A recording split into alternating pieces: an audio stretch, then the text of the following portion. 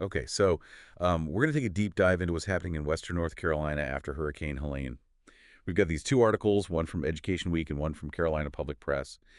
And, they paint a pretty stark picture of the devastation. But what I think is really interesting is how schools are really stepping up. Hmm. And not just for education, but really as like pillars of their communities. Yeah, it's really fascinating how even with, like buildings damaged, roads, wiped out power grids down, schools are really becoming these central hubs for the relief effort. Yeah, it's like they're these beacons of stability in the middle of all this chaos. Right. And like one story that really stuck with me was about Kim DeChamp from Asheville City Schools. So picture this, a hurricane is hitting, she's driving back from a trip, and she's got her car loaded up with supplies. And she is determined to reach her students, many of whom have no way to contact the outside world. It's that kind of dedication that really comes through in these stories, I think. Like, it's one thing to say that schools are important, but to see educators like Deschamps going to those lengths to support their students, it really hits home. Yeah. And it's not just Asheville either. The Carolina Public Press article talks about Rutherford County using helicopters to evacuate people. Helicopters. Yeah, Wow. wow. That just really highlights those geographic challenges that they're facing in those mountainous areas. Yeah. It's like on top of everything else, they've got this whole other layer of complexity. Absolutely. And that's where I think this idea of schools as lifelines becomes really powerful. Because for a lot of these communities, especially in those more isolated areas, the school is the most reliable and sometimes the only point of contact that they have. Right. It really makes you think, what is it about schools that makes them so uniquely positioned to play that role during a crisis? That's a good I question. mean, it's not just about textbooks and classrooms, right? Yeah. No, not at all. I think it's a few things. First, there's that physical infrastructure, right? You've got gyms that can be turned into shelters, kitchens that are equipped to feed large numbers of people. Right. But beyond that, I think there's this deep well of trust that schools have built within their communities. Parents know the teachers' kids feel safe there. It's already this familiar and supportive environment. Right. It's like that existing network of relationships, Exactly. that sense of community that you're not going to get with like a government building or a shopping mall. Exactly. And then, of course, you have the educators themselves. I mean, these are people who are passionate about their students' well being and, very often go above and beyond the call of duty. And you really see that in the ways that these schools are responding. I mean, we're not just talking about like handing out worksheets here. They're emptying out their freezers to feed families. They're opening their doors to people who have lost their homes.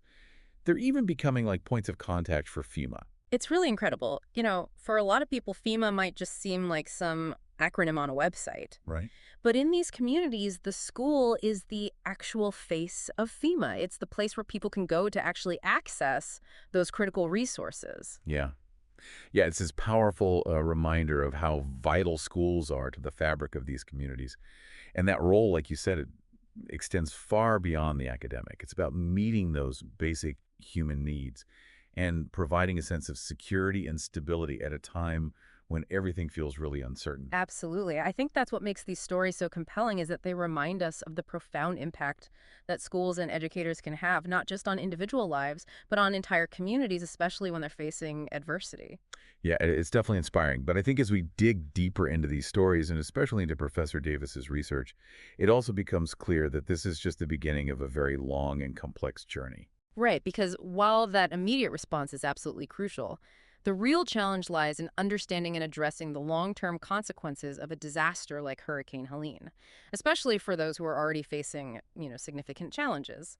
And that's where I think Professor Davis's research on disaster recovery is really insightful, because she points out that, while affluent districts often bounce back relatively quickly, communities of color and low-income families tend to face much steeper hurdles. Yeah, it's like the hurricane just exacerbates those existing inequalities, makes them impossible to ignore. Exactly. And that's why, it's so crucial to think about recovery, not just in terms of rebuilding like the physical infrastructure, but also in terms of addressing these systemic issues that can make it so much harder for certain communities to get back on their feet. So we're talking about going beyond just like handing out supplies and rebuilding schools. We need to be looking at this bigger picture of social and economic disparities. Absolutely. For example, one of the things that Professor Davis talks about is the long-term impact of displacement. When families are forced to relocate after a disaster, um, They often end up in, worse housing situations. Their kids have to switch schools. It really disrupts their entire support network. Right. It's like they're starting over from scratch, often with even fewer resources than they had before. Exactly. And that can have ripple effects for years, even generations. Hmm. We're talking about higher rates of poverty, lower educational attainment, increased risk of mental and physical health problems. Okay, so we're talking about some pretty serious long-term consequences here. Yeah. What did Professor Davis find in her research specifically about the impact on students? Like, what are we seeing in terms of actual academic outcomes? Well, one of the most consistent findings is that students in disaster-affected areas tend to experience a pretty significant drop in academic achievement. And we're not just talking about like missing a few weeks of school, right? This is a more like persistent decline. Yeah, research shows that, these students are more likely to fall behind in reading and math. They're more likely to repeat a grade and even less likely to graduate from high school. Wow, that's alarming. And I imagine that the challenges of remote learning, especially in areas without reliable internet access, are only making things more difficult. Absolutely. And we can't underestimate the mental and emotional toll that these events take on students as well. I mean, imagine being a kid who has just lived through a hurricane, who may have lost their home, their belongings, maybe even loved ones. Right. The trauma of that experience has got to have a profound impact on their ability to learn and thrive. It certainly does, and that's why it's so important to make mental health services a top priority in disaster recovery efforts. So are we talking about things like counseling and therapy?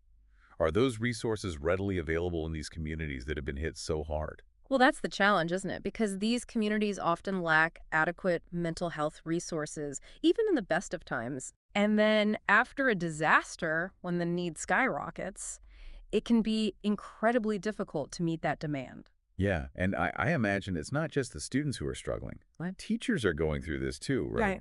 They're dealing with their own losses and their own traumas, all while trying to support their students. Exactly. Professor Davis talks about this as well. She emphasizes that educators often kind of push their own needs aside in order to focus on their students, which is incredibly admirable, but it can also lead to burnout, compassion fatigue, secondary traumatic It's stress. like they're trying to pour from an empty cup. Exactly. And that's why, it's so important to provide support systems for educators as well. Things like counseling, peer support groups, and, Right. even simple gestures like stipends or gift cards to help them kind of get back on their feet. Right. It's about recognizing that they're human too. They need time and space to process what they've been through. Absolutely. And I think that, when we invest in the well-being of educators, we're ultimately investing in the well-being of their students as well, because kids can tell when their teachers are struggling. Yeah, it makes you wonder, with all the challenges that these schools are facing in the wake of Hurricane Helene, what can we do to better support them? Yeah. And not just in the immediate aftermath, but over the long term. Well, it's a complex issue. Yeah. But, I think one thing that we can all do is advocate for policies that prioritize disaster preparedness and equitable recovery efforts. So are we talking about things like increased funding for education and mental health services? Exactly. We need to be investing in resources that will build resilience at the community level, and that includes supporting schools, teachers, and families. Right. It's about recognizing that education is not just about academics. It's about creating a safe and supportive environment where all students can thrive. Yeah. And that's even more critical in the aftermath of a disaster. And I think that's what's so powerful about these stories from Western North Carolina. They remind us that even in the face of these just immense challenges, right? Right. There's this incredible capacity for resilience, for compassion, for communities to come together and support one another. It's like in the middle of all the loss and the devastation, we also see these incredible examples of hope and humanity shining through. Yeah. Makes you think about how we can all kind of tap into that spirit. And not just in times of crisis, but in our everyday lives, Yeah, absolutely. It's about recognizing that we're all connected and that even small acts of kindness and support can have this ripple effect. Earlier we were talking about those geographic challenges in places like Rutherford County. Right. And one thing that really struck me in that Carolina Public Press article was their approach to remote learning. Okay. So they decided to implement remote learning days, but they also made it clear that there would be no penalties for missed work, Oh, wow. which I thought was really interesting. Yeah. Because, it's like they understand that in a disaster zone, access to power and internet is not a given. It's a privilege. It is. That's a great example of empathy in action, right? Right. Because they're recognizing that reality on the ground.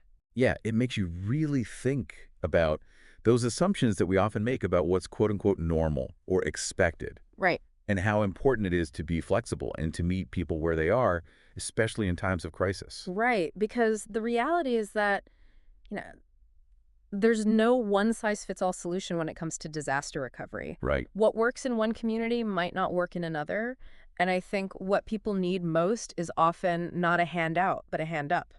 So what does that look like in practice? Like if we want to support these communities, not just in the immediate aftermath of a disaster, but in the long term, where do we even begin? Well, I think it starts with listening. Listening to the people on the ground, understanding their needs, their challenges, their hopes, because they're the experts in their own lives. They know what they need to rebuild and recover. Right. And beyond listening, what can we do? I mean, are there specific organizations or initiatives that we can support? Absolutely. Donating to local food banks, supporting organizations that provide mental health services, advocating for policies that promote affordable housing and equitable access to education.